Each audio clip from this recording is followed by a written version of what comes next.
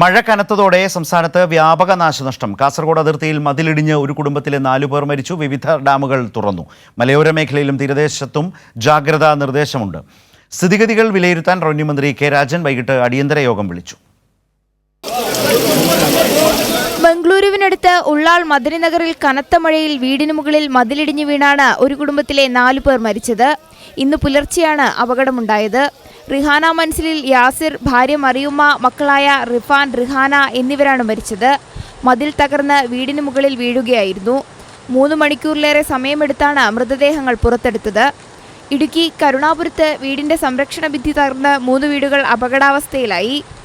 കൊച്ചര പുതുപ്പറമ്പിൽ സുന്ദരമൂർത്തിയുടെ വീടിന്റെ സംരക്ഷണ ഭിത്തിയാണ് തകർന്നത്. ഇടുക്കിയിൽ 3 ഡാമുകളുടെ ഷട്ടറുകൾ തുറന്നു.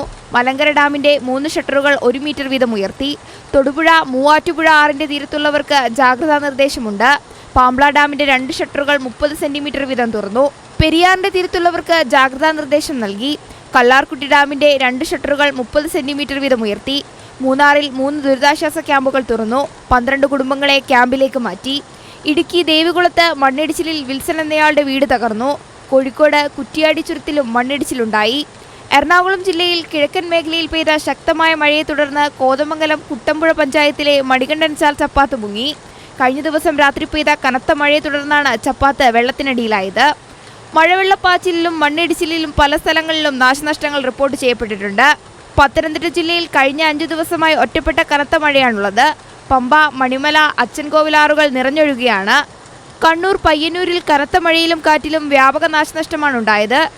വെള്ളിക്കെട്ടിലെ 4 വീടുകൾ തകർന്നു. വീടുകൾക്ക് മുകളിൽ മരങ്ങൾ കടപുഴകി വീണാണ് അപകടമുണ്ടായത്. റബ്ബർ, കവുങ്ങ്, വാഴ തുടങ്ങിയ കൃഷികൾക്കും നാശം സംഭവിച്ചു. കനത്ത മഴയെ തുടർന്ന് കോട്ടയം ജില്ലയിലെ വിദ്യാഭ്യാസ സ്ഥാപനങ്ങൾക്ക് ഇന്ന് അവധി പ്രഖ്യാപിച്ചിരിക്കുകയാണ്. News desk Kairali news.